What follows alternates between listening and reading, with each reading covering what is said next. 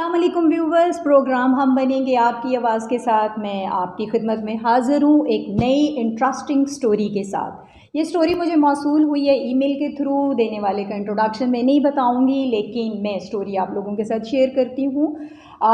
ये स्टोरी लिखने वाली एक ख़ातून है जो अपना इंसिडेंट, जो अपना वाक़या शेयर करना चाह रही हैं हम लोगों के साथ।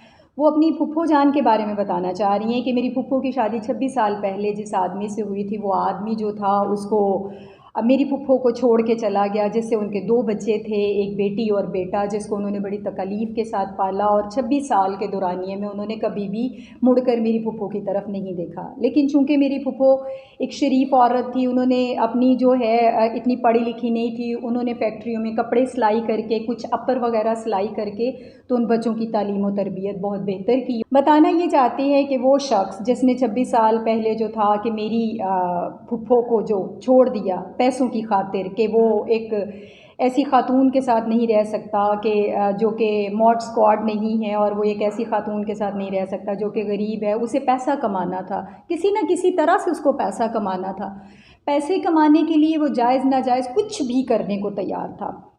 उसने अपनी ज़िंदगी का मिशन एक पैसा बनाया था कि मेरे पास गाड़ियाँ हों, हर तरह का ब्रांड का कपड़ा हो, परफ्यूम हो, जूते हों, घर-बार हो, सब कुछ हो। अपने इस मकसद को हासिल करने के लिए उसने इंडस्ट्री भी जॉइन की, और जो है कुछ वो इंडस्ट्री में भी इंट्रोड्यूस हुआ, और कुछ उसकी जो हैं फ़िल्में भी आईं। और उसके बाद जो था, उसने एक जो काम जो कि बाद में इसको उन्होंने डिस्क्लोज़ किया, इसको जो है उसकी डेथ के बाद जो है, या उनको टाइम एंड अगेन बीच-बीच में से इसके कुछ क्लूज़ मिलते थे।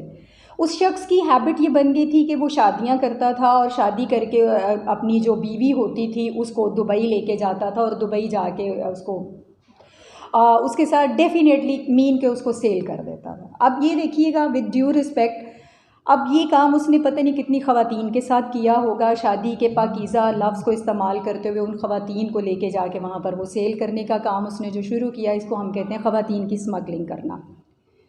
लेकिन अल्लाह ताला को आपको पता है कि ये चीज़ें जो हैं एक ना एक दिन पकड़ में सबने आना है। उस शख्स ने अपने ख्वाबों की ताबीर तो पा ली, गाड़ियाँ उसके पास आ गई, ऐशो इशरत उसको मिल गई, सब कुछ वो जो करना चाहता था उसने किया। लेकिन पिछले दिनों 26 अगस्त को 2020 उसकी डेथ हुई। उसकी ट्रैजिक डेथ के बारे में मैं आपसे शेयर करना चाह रही हूँ, क्योंकि आवाज़ आप तक पहुँचाने का मतलब उसका एंडिंग है, उसकी उसकी लाइफ की एंडिंग है। उस बंदे की डेथ इस तरह से हुई कि अपनी बर्थडे को वो सेलिब्रेट कर रहा था। सेलिब्रेट करने की जितनी पिक्चर्स थी, जिसमें वो ड्रिंक भी कर रहा था, उसको उसने नेट पर अपलोड कर दिया, और नतीजतन वो उसी दिन से ऐसा गायब हुआ कि 26 अगस्त को उसकी डेड बॉडी मिली।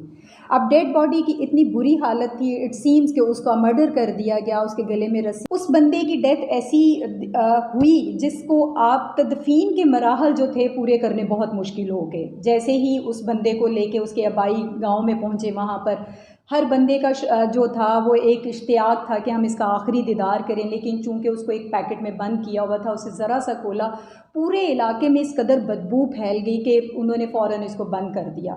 कोई भी उसका आखिरी दीदार नहीं कर सका। नमाज जनाजा पढ़ाने के बाद तदफीन का अमल शुरू किया। उसमें जब वो, चूँकि एक ताबूत में उसकी डेड बॉडी रखी हुई थी, उस ताबूत को जब वो उसमें लहद में उतारने लगे तो वो लहद की जगह छोटी हो गई। ताबूत बड़ा था, लहद छोटी थी। अब वो भी एक उनके लिए सोचने का अमल था कि ये सब क्या हो गया। तमाम मर्दों ने मिलकर फ़ैसला किया कि चलें इस तरह से करते हैं कि डेड बॉडी निकाल के हम वैसे ही उसमें से जो है लहद में डाल देते हैं। लेकिन जब उन्होंने अभी ताबूत को थोड़ा सा ही ओपन किया था, वही इस कदर जो है बदबू पूरे कब्रिस्तान में फैल गई, जिसको वो बर्दाश्त नहीं कर सकते थे। लिहाजा उन्होंने उसको उसी तरह से बंद कर दिया। अब उन्होंने ये फ़ैसला किया कि चलें हम लहद को थोड़ा सा कुशादा कर देते हैं, जितनी इसकी थोड़ी सी रिक्वायर्ड है लेंथ और कर देते हैं। जब उन्होंने उसकी खुदाई शुरू की, थोड़ी सी और जगह की, वहाँ से मज़ीद नीचे से हड्डियाँ निकल आईं। उन्होंने उस चीज़ को भी बंद किया और एक नई कब्र खोदी। नई कब्र खोदने के बाद उसको जो है उसकी तदफीन का अमल जो था वो पूरा कर दिया गया। आप तक आवाज़ पहुँचाने का मतलब सिर्फ़ और सिर्फ ये है कि इंसान इस दुनिया में जो है वो अपनी मादी ख्वाहिशात को पूरा करने के लिए अपना आखिरत का सफ़र भूल जाता है। वो ये बिल्कुल इस चीज़ का अंदाज़ा नहीं रखता कि उसको अपने रब के पास खाली हाथ जाना है। कोई गाड़ी उसके साथ नहीं गई, कोई बंगला उसके साथ नहीं गया, कुछ भी नहीं गया। और दूसरी बात, ना जाने जिन औरतों के साथ उसने इतना बुरा किया, ना जाने कि किसकी आवाज़, किसकी आह अर्शें बरी तक गई। तो बेशक अल्लाह पाक ही हमारे जो हैं वो राज़ों से वाकिफ़ है और वो बेहतर समझता है, हम इसके बारे में कोई एक लफ्ज़ भी कमेंट नहीं कर सकते। कि अल्लाह पाक हमें अपने हिफ्ज़ व ईमान में रखना और हमारी जो है समझ को, जो है समझ बूझ जो भी है हमारी, उसको तुम रोशन रखना, और ताकि हम तुम्हारे पास अपने अमाल के साथ जो है आएँ। भले ही हम गुनाहगार हैं और हमसे गलतियाँ भी होती हैं, लेकिन आप हमारे लिए जब हम ऐसे कोई गलत काम करने का सोचें, ख़याल आए, तो ऐसा सामान पैदा कर देना कि हमें ईमान के साथ अपने पास बुला लेना। तो आज के इस सबक के साथ कि हमें दुनियावी ऐशो इशरत की तरफ जो है ध्यान देने के लिए किसी की दिल आज़ारी नहीं करनी चाहिए और अपने रिश्तों की कुर्बानी नहीं देनी चाहिए। अपना बेहद ख्याल रखिएगा और इस आवाज़ को आगे से ज़्यादा शेयर करें, ताकि शायद कोई इस छोटे से मैसेज को जो है बहुत ज़्यादा समझ ले। अपना बहुत ज़्यादा ख्याल रखिएगा, दुआओं में याद रखिएगा। अल्लाह हाफ़िज़।